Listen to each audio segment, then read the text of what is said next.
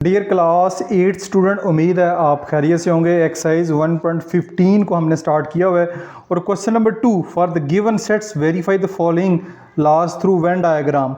इसके भी जो पहली दो प्रॉपर्टीज़ हैं, associative law of union of sets और associative law of intersection of sets, ये हम वेरीफाई कर चुके हैं इससे पहले वाली वीडियो में। उसको आपका जो लिंक है डिस्क्रिप्शन में मौजूद है। अदरवाइज़ कोई भी वीडियो अगर आप सर्च करना चाह रहे हैं तो क्लास 8 की मैथ की प्लेलिस्ट में वीडियोस मौजूद हैं। यूट्यूब के सर्च बार से भी एक्सरसाइज 1.15 क्वेश्चन नंबर 1 या 2 class 8 bye learning zone type करेंगे तो वीडियोस जो है वो आपके सामने आ जाएंगी। तो आज जो है हमारे पास ये दो सेट हैं, यानी ये दो क्वेश्चन है जिसमें ए और बी, ये ए में ए बी सी 3 सेट दिए गए हैं। इनके ऊपर ये चारों की चारों प्रॉपर्टीज़ को वेरीफाई करना है, जिसपे पहली दो प्रॉपर्टीज़ हम वेरीफाई कर चुके हैं। आज की वीडियो में जो प्रॉपर्टी नंबर 3 है, distributive law of union over intersection of sets और distributive law of intersection over union of sets, ये हमने वेरीफाई करना है। ये दोनों ही प्रॉपर्टीज़ पिछले पेज के ऊपर मौजूद हैं। ये हैं distributive law of intersection over union.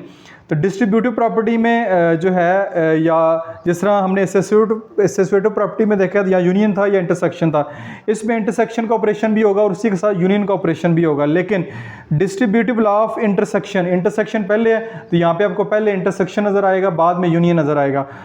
तो अगर नीचे आए तो नीचे हमारे पास डिस्ट्रीब्यूटिव लॉ ऑफ यूनियन पहले है, तो यूनियन का सिंबल पहले आपको नज़र आएगा, इंटरसेक्शन का सिंबल बाद में नज़र आएगा। तो A union B intersection C, फिर जो है वो बता देता हूँ, ए का यूनियन कराएंगे बी के साथ ये, और फिर ए का यूनियन कराएंगे सी के साथ, और दोनों में इंटरसेक्शन करवा देंगे। तो ये आपने याद करना, थोड़ा सा मुश्किल लॉ, थोड़ा सा बच्चा कह सकते हैं, लेकिन ये याद कर लें। डिस्ट्रीब्यूटिव लॉ ऑफ यूनियन पहले है तो यूनियन की सिंबल पहले आएगी। अगर डिस्ट्रीब्यूटिव लॉ ऑफ इंटरसेक्शन है तो इंटरसेक्शन की सिंबल जो है वो पहले आएगी। तो ये दो प्रॉपर्टीज़ अभी हम जो है वो वेरीफाई करेंगे। तो बहुत ही आसान सी है, इजी से क्वेश्चन है, थ्रू वेन डायग्राम इनको प्रूव करना है, तो हम इनको कर लेते हैं। ये जो है क्वेश्चन भी लिखा हुआ है, और जो पहली प्रॉपर्टी है डिस्ट्रीब्यूटिव लॉ ऑफ यूनियन, ये यूनियन है, ठीक है, ये यू का साइन है, ओवर इंटरसेक्शन, इसको हमने वेरीफाई करना है। तो जल्दी से इसको कर लेते हैं। इसकी भी अगेन जो है सबसे पहले लेफ्ट हैंड साइड देखेंगे, ठीक है जी। लेफ्ट हैंड साइड में ये आपके पास लिखा हुआ है A union B intersection C. अब आप जानते हैं कि ब्रैकेट्स का जो ऑपरेशन होता है वो सबसे पहले परफॉर्म किया जाता है। तो हम सबसे पहले ए लिखेंगे। ए सेट है हमारे पास 2 4 6 8 10 12 यूनियन, फिर एक बड़ी ब्रैकेट लगाएंगे क्योंकि हमने ये ब्रैकेट वाला ऑपरेशन पहले परफॉर्म करना है। तो बी इंटरसेक्शन सी, इसको लिख लेते हैं, ये आएगा बी सेट क्या है 1 3 5 7 9 11, इंटरसेक्शन सी 3 6 9 12 15, ठीक है। ये जो ब्लैक कलर में लिखा हुआ है ये ब्रैकेट वाला ऑपरेशन है, इसको हमने सबसे पहले जो है वो परफॉर्म करना है।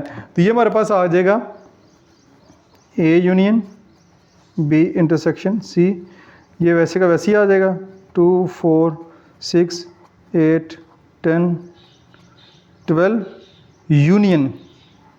अब ये इन दोनों का इंटरसेक्शन करवाना है। इंटरसेक्शन में क्या करते हैं, इंटरसेक्शन में जो सेम एलिमेंट होते हैं वो हम जो है वो इकट्ठे पहले लिख लेते हैं, या वही लिखते हैं सेम एलिमेंट ही आपने इंटरसेक्शन में लिखने होते हैं।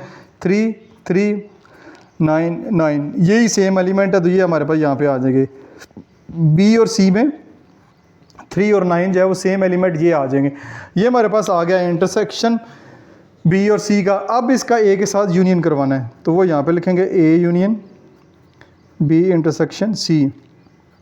ए है 2 4 6 8 10 12 यूनियन 3 9, ये आ जाएगा। तो इसका आंसर हमारे पास आएगा ए यूनियन बी इंटरसेक्शन सी।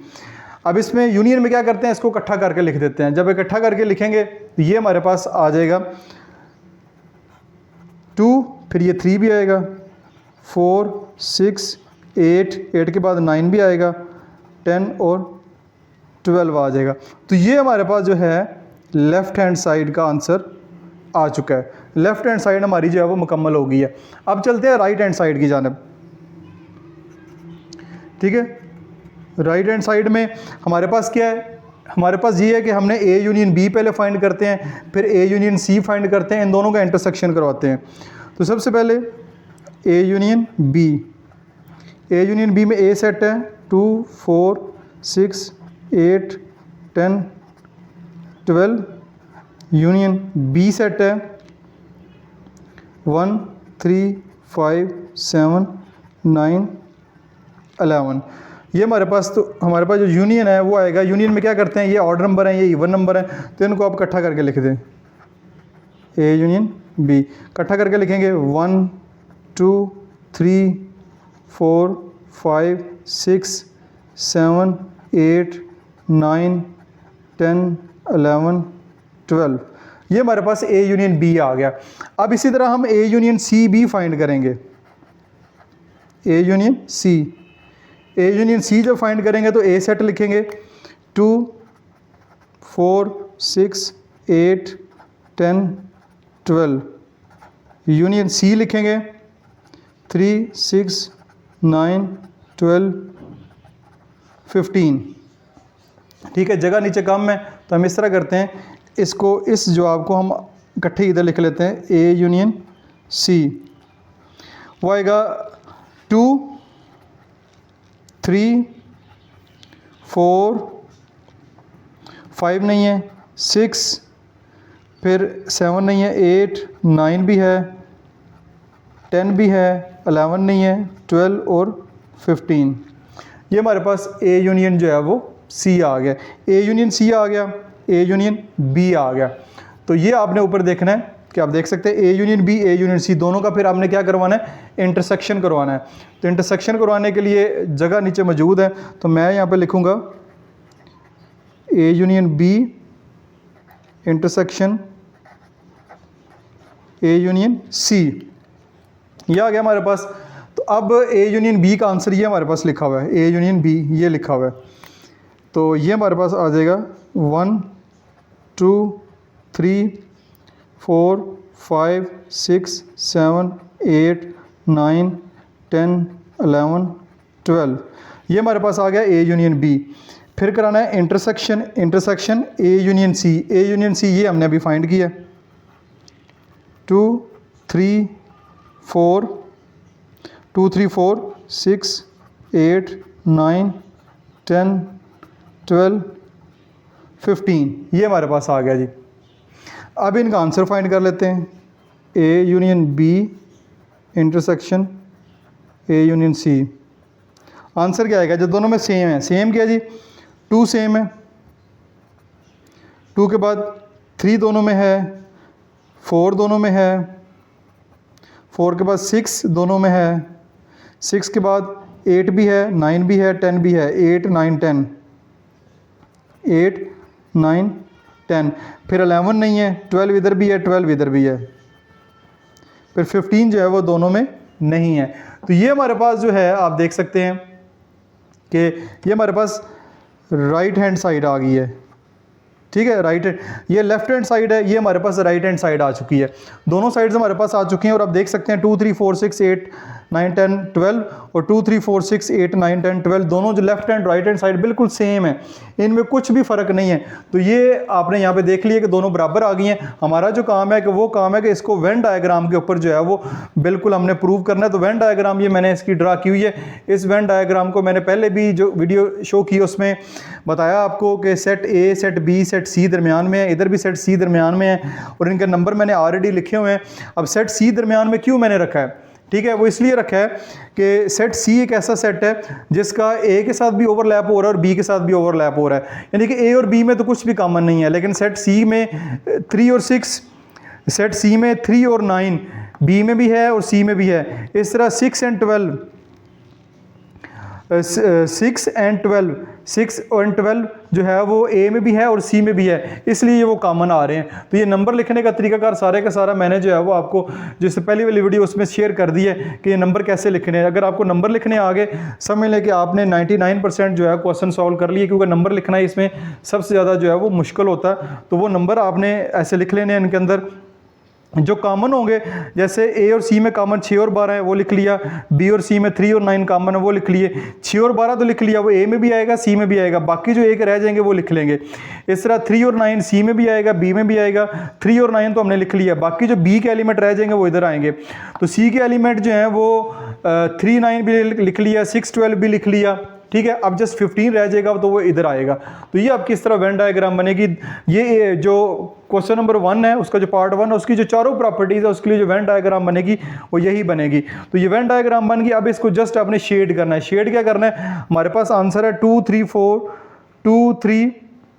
4 6 8 9 12, ठीक है जी। अब 2 3 4 कहाँ पे है, ठीक है। अब देखें 3 और 9 तो है, 3 और 9 जो है वो जवाब में मौजूद है, तो 3 और 9 आप इस तरह शेड कर दें, ठीक है। ये हमने 3 और 9 जो है वो शेड कर दिया, 3 और 9 शेड हो गया।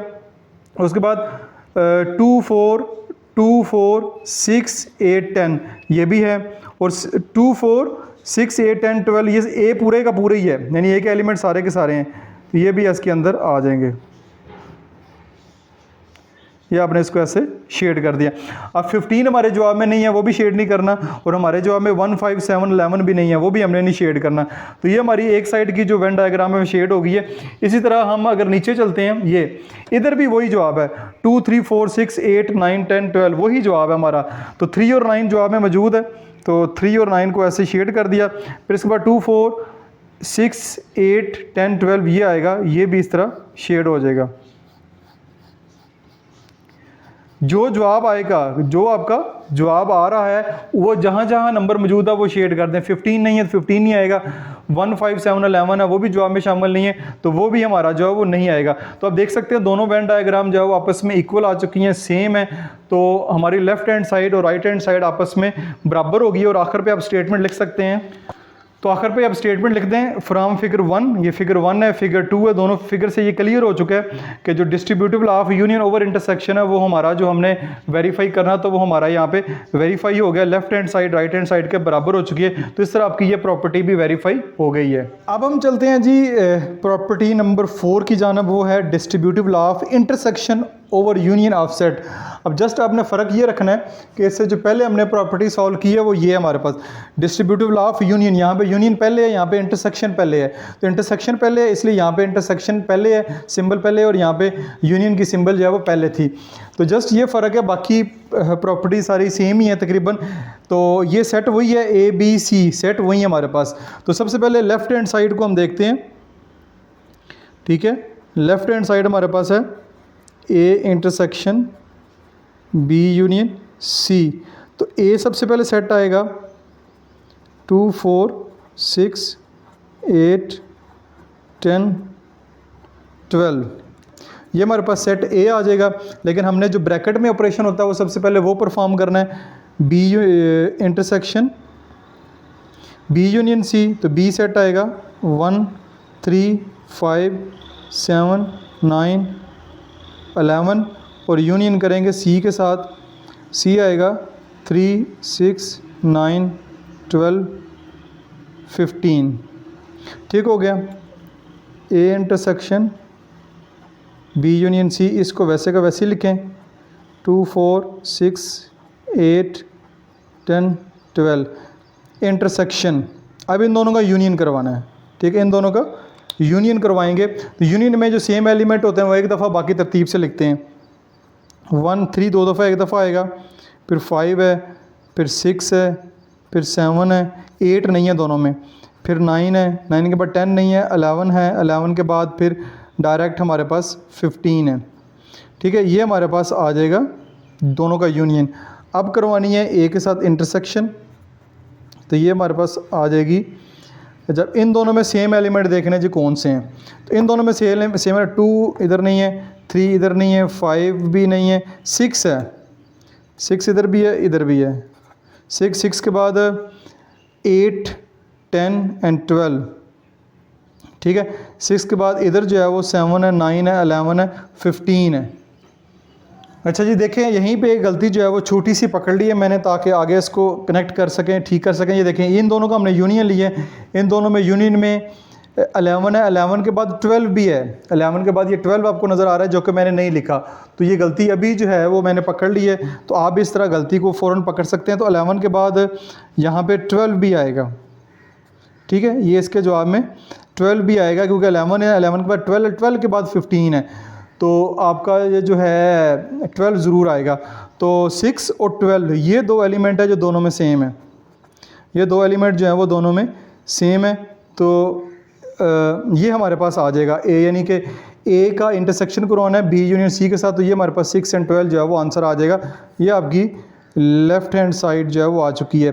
अब चलते हैं राइट हैंड साइड की जानब। तो राइट हैंड साइड में अगेन हमारे पास ए इंटरसेक्शन बी है और ए इंटरसेक्शन सी है। सबसे पहले इसको परफॉर्म करेंगे, ए इंटरसेक्शन बी।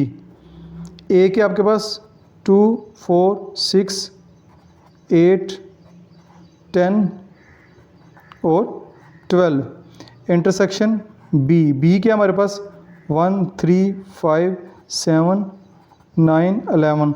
अच्छा, ये सारे ऑड नंबर हैं, ये सारे इवन नंबर हैं, तो ऑड और इवन में तो कुछ भी सेम नहीं होता, तो हमारे पास खाली सेट जवाब आएगा। इसको ऐसे भी लिख सकते हैं या इसको ऐसे भी लिख सकते हैं, नल सेट या फाई।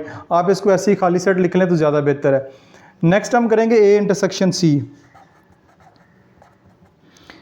ए सेट है 2, 4, 6, 8, 10, 12 इंटरसेक्शन सी 3, 6, 9, 12, 15। इन दोनों का इंटरसेक्शन करवाना है। इन दोनों में क्या सेम है जी? अच्छा, इन दोनों में सेम है 6, 6, 12, 12, यही सेम है, इसके अलावा कुछ भी सेम नहीं है। ए इंटरसेक्शन सी आ जाएगा, सॉरी 6 और 12, ये आपके पास 6 और 12 आ गया। तो अब लास्ट के ऊपर जो है हमने ए इंटरसेक्शन सी और ए इंटरसेक्शन बी का यूनियन भी करवाना है, तो वो आखिरी स्टेप होगा, या हम इधर लिखेंगे A intersection B union A intersection C. दोनों का जो है वो हमने यूनियन भी करवाना है। तो ये हमारे पास ए इंटरसेक्शन बी। तो ए इंटरसेक्शन बी का जवाब क्या है? खाली सेट। इसका यूनियन कराएंगे ए इंटरसेक्शन सी के, जिसका जवाब है 6 और 12। तो इन दोनों का जो हमारे पास जब यूनियन करवाएंगे तो हमारे पास आंसर क्या आएगा? जल्दी से कमेंट सेक्शन में बताएं, जिसको आता है वो डन लिखें। तो इन दोनों का जब यूनियन करवाएंगे तो यूनियन में एलिमेंट को जोड़ के लिखते हैं, तो ये हमारे पास 6 और 12 भी आ जाएगा, जो कि राइट हैंड साइड बनेगी। तो अब देख सकते हैं लेफ्ट हैंड साइड और राइट हैंड साइड का जो आंसर है वो सेम है, 6 और 12 आया है। तो ये आपका क्वेश्चन थ्योरेटिकली यहाँ पे मुकम्मल हो गया, यानी इसको हमने वेरीफाई कर लिया। लेकिन हमारा असल काम जो है वो है वेन डायग्राम। इसको हमने वेन डायग्राम के ऊपर भी जो है वो प्रूव कर रहे हैं। तो वेन डायग्राम ये मैंने पहले से बना ली हुई हैं, ताकि बाद में, क्योंकि सर्कल जो है वो इस तरह सही नहीं बनते थे, इसलिए मैं इसको पहले बना लिया। तो ये है। तो अब देखें दोनों में जवाब क्या है? 6 और 12, 6 और 12 दोनों तरफ जवाब आया है, राइट हैंड और लेफ्ट हैंड साइड का। और 6 और 12 जहाँ पे भी हो उसको शेड कर दें। ये 6 और 12 है, इतने हिस्से को आप शेड कर दें। इधर भी आप इतने हिस्से को शेड करेंगे, क्योंकि जो हमारा जवाब होगा उसको हमने शेड करना है। तो ये हमारा जो जवाब था उसको हमने अभी जो है वो शेड कर लिया है।